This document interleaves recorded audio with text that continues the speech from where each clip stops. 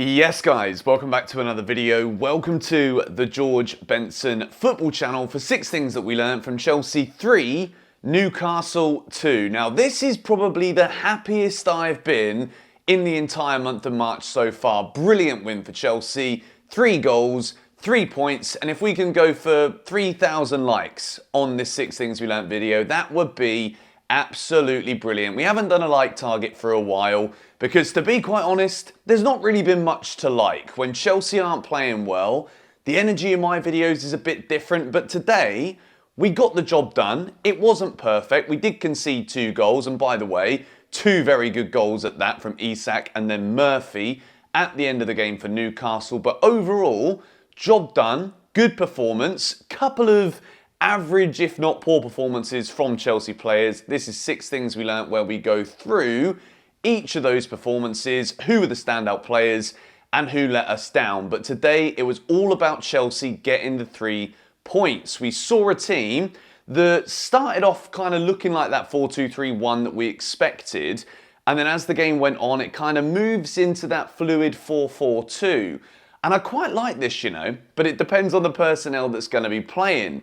Chelsea get the best start to this game that we could have possibly asked for. There's a poor clearance from Newcastle. Gusto getting down that right-hand side, who he did so often in that first half, because Anthony Gordon, before that bloke went off injured, he didn't even put in a shift. The man didn't know how to run back, so Gusto had the licence of the entire right side of Stamford Bridge. Gets forward, cleared away, comes to Cole Palmer. That is not the bloke that you want the ball to be falling to on the edge of the area. Hits it with his right foot, and then Nicholas Jackson, at first glance, you look at it, you think Palmer's put it straight in. It is a brilliant, deft touch from Nicholas Jackson to put it in, make it 1-0 to Chelsea. Chelsea are controlling the game, gets to about 20-25 minutes, and then Anthony Gordon goes off. I think it's about 35 minutes into the game. All of a sudden, Newcastle actually become a better team. You would think that with the pace of Gordon, he would have been the guy to hurt Chelsea, but actually it was actually him going off that hurt Chelsea, because Chelsea then started to sit back. We weren't going down that right-hand side and using that right wing so often, and we invite pressure. I don't know what it is about Chelsea going 1-0 up or going a goal ahead. In the second half it changed, but when we were 1-0 up, we sat back. We invited the pressure. Newcastle get the equaliser. We go in at half-time at 1-1, call up the man of the moment, the man of the hour, the man of the season. Cole Palmer makes it 2-1 to Chelsea in that second half. It is an absolute arrow.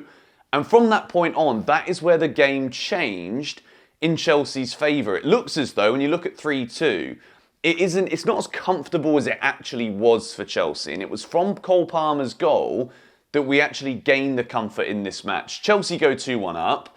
And then we didn't just sit back. We didn't just invite the pressure on, as we have done too often this season. We go a goal ahead, and then all of a sudden we seem to crumble. Concentration, we're relying on concentration, which has been an issue all season long, but we keep going. It was positive, and then the third goal is brilliant. Nicholas Jackson out on that left-hand side, driving run into the middle. The ball looks as though it's going to Gallagher, but no. Mudryk is sharp. And by the way, when Mudryk comes on, he was absolutely brilliant for the 20 minutes that he was on the field tonight, unlike someone else that was on there for 70. We'll talk about that in a minute. Mudryk gets on the end of it, rounds the goalkeeper, incredible composure, 3-1 to Chelsea, game over. We were significantly better than Newcastle today in every area across the field. And then Cucurella, moment of madness, tries to go forward, Murphy intercepts it and then rifles one into the top corner. 3-2, nervy end into the game, but Newcastle didn't really show anything to get us that concerned. We shouldn't have been that worried. Chelsea get the job done. Overall, really good performance this one. It's kind of alleviated some of the clouds that were over, at least my feelings, about the way that we've been playing recently. The results, we're still behind Newcastle in the table. We've got another game in hand on them. This is a big win. Box number 1 of the 6 things we learned is a blue for Cole Palmer, who every minute that he was out there on the field, 85 of them, he is a class above every other player on the field. And that is, for Chelsea, and also for Newcastle. This kid is unbelievable. Joe Shields, by the way, who managed to get this signing over the line. 40 million quid for Cole Palmer to join Chelsea from Manchester City. This is the bargain of the last decade potentially for us. He is absolutely magnificent, and he's almost got now more than 10 goals and more than 10 assists. I think it's 11 goals and 9 assists this season. He's absolutely unbelievable. And as long as this kid is playing well, Chelsea have got a chance. We've been looking to replace Eden Hazard, and I don't think I've said this yet, but I feel as though, although they're not exactly the same player, when it comes to the importance and the delivery of those goals, the delivery of those assists, I think we may have found that player that we can rely on. And with this Chelsea team still being in like a teething phase, where we're still trying to figure out what the identity is, when you've got players contributing that amount of goals, be it scoring them or assisting, you're going to be going in the right direction. So Cole Palmer, absolutely fantastic. Box number 2 is a green today for Nicholas Jackson. That finish absolutely deserves more credit. It is a brilliant little flick. Palmer's shot is probably going wide, and weirdly, you'd think that with Nicholas Jackson flicking it, Dubravka should actually get closer to making the save because it's going closer towards him. But no, Dubravka lets the ball go past him. But it is instinctive from Nicholas Jackson, and what I loved about him in the second half was that he wasn't static. Raheem Sterling is kind of just like jogging around as if it's his testimonial game, whereas Nicholas Jackson is looking to get involved at every given opportunity, takes his chance. Again, still not a perfect performance from Jackson, because there are times where he does get the ball stuck in his feet or makes the wrong run or the wrong movements to get himself on the ball. But overall, it's a brilliant goal. And then the work that he does for Mudryk's goal as well, coming in off that side, was fantastic. Nicholas Jackson, for me, really good performance. Box number 3 is a red for Raheem Sterling. This guy cannot keep on avoiding criticism. I don't know what it is about Sterling. Well, I do know what it is, right? Because I tell you, every single time I watch Sterling play, he spends more time running into players than he does anything productive. And the difference that we saw in the play from Mudryk in the 20 minutes that he came on is night and day. Raheem Sterling, to me today, looked as though he was playing his own testimonial. But the problem is no one came for him. That was the issue. Sterling was beyond average. So many times where the ball could be passed. I know that the one in the second half that really got under everyone's skin, Cole Palmer is literally just there like, hello, can you give me the ball, mate? I can put it in the net. You're going to run into man. But Palmer did slip in the build-up to that. So context is key. But it wasn't the only time. There are moments where Raheem Sterling's decision-making is awful. And to be quite honest, he's running at such a snail's pace for the majority of it, that to me it looks as though he doesn't want to be there. And when you see the effort and the energy that Mudryk has when he comes on in that second half of the last 20 minutes, the difference is night and day. You've got a player there that is desperate to be starting, trying to prove himself, and then you've got Sterling. For me, he can't be anywhere near the starting 11 for that game against Leicester at the weekend. Box number 4, bringing it back to the positives. Enzo Fernandez, I thought, was really good today.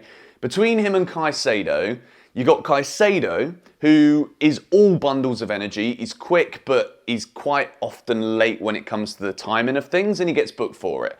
With Enzo, he is generally quite slow, but it's the slowing down sometimes that Chelsea need.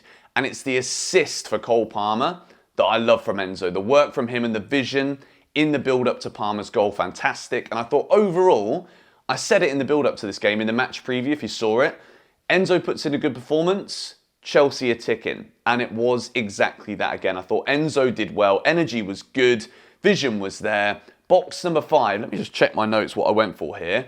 Mudryk, absolutely fantastic from him. And it's another winner against Newcastle, 3-2, but Jacob Murphy's goal makes it nervy for us, but it was not just the goal from Mudryk. We've already spoken about that, but the defensive work rate, when he first comes on, he's not a right back, but he's there in that kind of right back area of the field, making blocks, winning the ball at the near post when Newcastle have corners.